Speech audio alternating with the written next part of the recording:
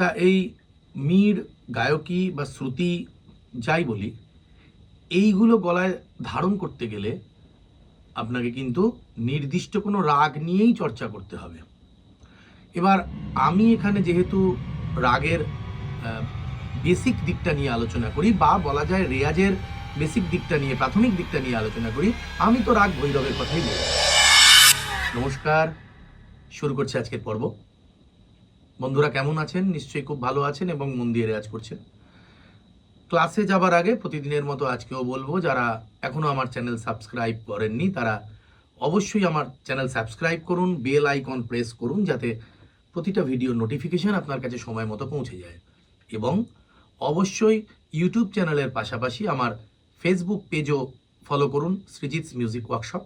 ইনস্টাতেও আমার এই একই নামে পেজ রয়েছে, অর্থাৎ সৃজিৎস মিউজিক ওয়ার্কশপ।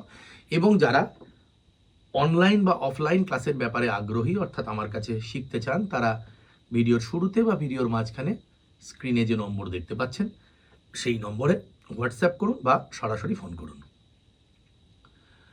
আমরা গত পর্বে গলাকে আরও সুরে রাখার, পিচ আরও পারফেক্ট রাখার বিষয়ে আলোচনা করছিলাম এবং দু চারটে নমুনাও সে বিষয়ে আমি দিয়েছিলাম।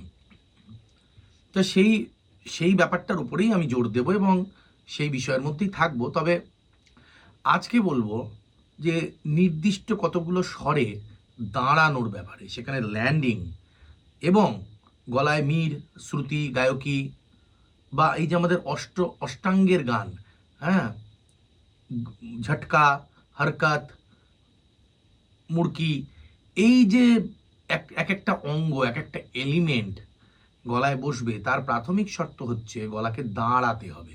গলা ওই স্বরগুলোতে ল্যান্ড করছে কিনা। আর পাশাপাশি আমি যে অঙ্গগুলোর কথা বললাম, এই অঙ্গগুলোর রেয়াজ করতে গেলে কিন্তু আপনাকে সরাসরি কোনো না কোনো রাগ নিয়েই চর্চা করতে হবে।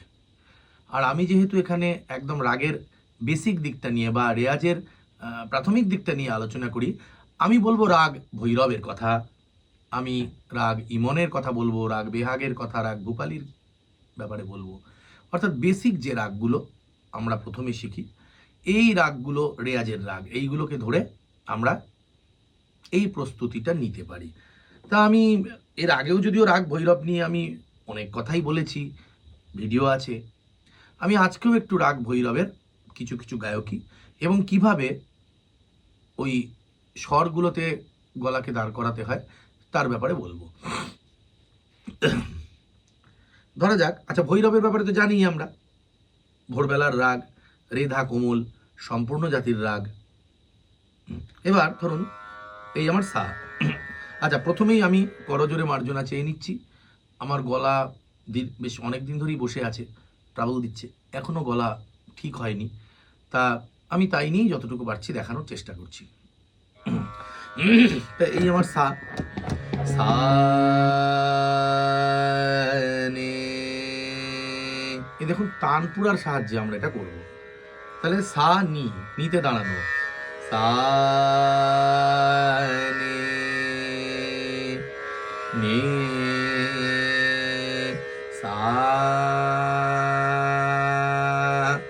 এবার নিচের কোমল ধাকে টার্গেট করছি, নে সা নি দা নি। দেখুন তানপুরায় সা এবং পা বাজছে, আর আমার গলায় নি এবং তাতে আবার একটা বাঁক, নি দা। এবার অনভ্যস্ত গলায় যেটা হয়, গলাটা পায়ে চলে যেতে চায়, ওইটাই রেয়াজ, যে এটাকে কোমল ধায় দাঁড় করিয়ে রাখবো, নি দা। এবার পা দিতে পারি, পা পা দা নে সা। আমরা একটা সোজা পাধা নিসা বললাম ধাকে কোমল দিয়ে, তার মধ্যে যে গায়কীটা, ওই চালটাকে লক্ষ্য করতে হবে।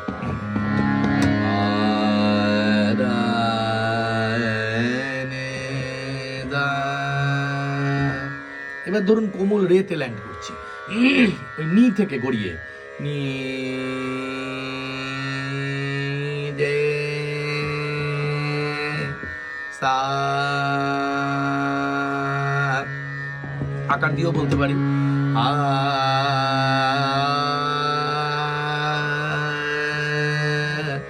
আ, বা রে থেকে সরাসরি রে রে, সরি রে রে নে সা, কোমল রে নি সা রে নে সা। এবার ধাপে ধাপে উঠবো একটা করে স্বর, সা রে গা রে সা। এগুলো এক একটা ফ্রেজ। এই ফ্রেজ মানে রাগের এক একটা অংশ। এই ছোট ছোট অংশ ধরেই আমাদের এক একটা ফ্রেজ আমরা গঠন করব, এবং তার মধ্যে ছোট ছোট মিড়, শ্রুতি, নির্দিষ্ট স্বরগুলোতে ন্যাশ করা বা ল্যান্ড করা, সেগুলো এই সবটা কিন্তু এক একটা ফ্রেজের মধ্যে ধরা থাকবে। সা সা রে গা মা, মায়ে গেলাম, সা গা মা গা মা গা মা রে সা।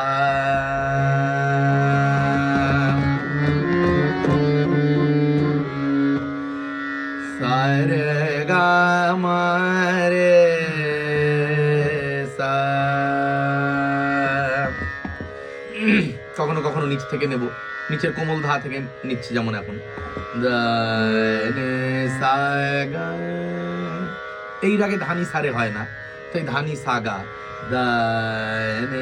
সা গা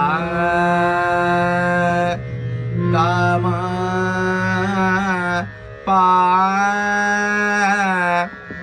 গা মা পা মা গা রে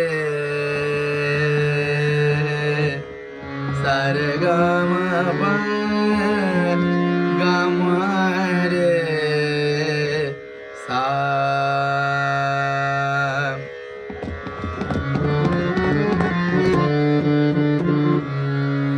সা রে গা মা পা গা মা দা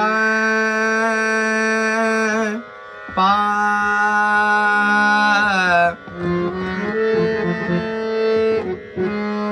গা মা দা মা পা গা মা পা দা মা দা, এই কোমল ধায়ের জায়গাটা গা মা পা দা, কোমল ধায় দাঁড়াচ্ছি, দা দা পা গা মা পা দা মা বা গা মা রে। আশা করি বোঝা যাচ্ছে। এবার দেখুন কোমল রে থেকে নিচ্ছি। এখন যদি আমি কোমল রেতে দাঁড়ানোর সক্ষমতা আমার না থাকে, গলা সাইড ঢুকে যায়, তাহলে তো এই ফ্রেজটা গাইতে পারবো না।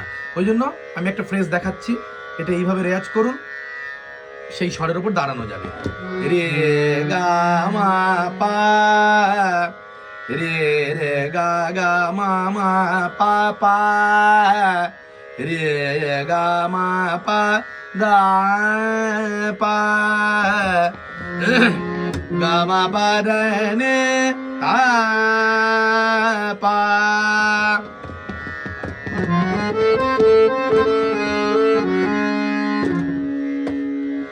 গা মা পা রে নে দা পা দা মা পা মা গা গা মা পা গা মা রে সা।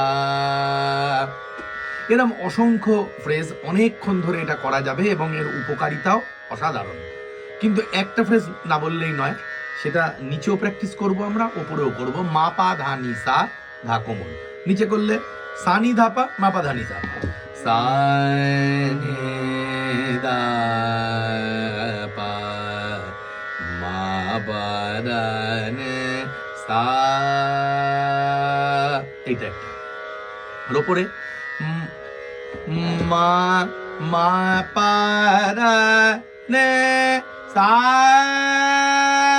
এবার সাথে থাকবো অনেকক্ষণ। মা পা ধা নে সা, সা নে ধা পা মা গা রে রে সা। এবং অবশ্যই যে রাগ নিয়েই বসি না কেন এই ধরনের রেয়াজে, সেই রাগের আরোহণ অবরোহণ এবং সেই রাগের উপর কিছু পাল্টা অবশ্যই গাইতে হবে। তা আরোহণ অবরোহণ খুব সহজ, সারেগামা পাদা নিসা সা নিধা পামা গা রে সা। আমরা সারেগামা পাদা নিসা নিধা পামা গা রে সা এইভাবে একটা করি। সারেগামা পারা নে দা পা নে দা পা মা গা রে সা, সারেগামা পারা নে দা পা মা গা রে সা, সারেগামা পারা নে দা পা মা গা রে সা।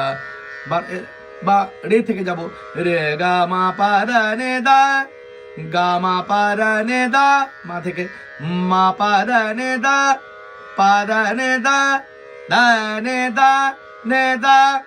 এবং ব্যাক করার সময় তাই, সা নি দা পা মা গা রে সা, নে দা পা মা গা রে সা, দা পা মা গা রে সা, পা মা গা রে সা, মা গা রে সা, গা রে সা, রে সা, ইত্যাদি ইত্যাদি। তা আরো অনেক কিছু করা যায়, এটাকে অনেকক্ষণ ধরে আরো অনেক রকম সম্ভাবনা আছে এটা নিয়ে। কিন্তু যাই হোক, ভিডিও আর দীর্ঘায়িত করব না, কারণ ইতিমধ্যে আমি যতটুকু করেছি সেটুকু বুঝতে পারলে বা সেটুকু নিয়ে চর্চা করলেও যথেষ্ট লাভ আছে। আজকের পর্ব এখানে শেষ করছি। সবাই ভালো থাকুন, সুস্থ থাকুন, প্রতিদিন রেয়াজ করুন।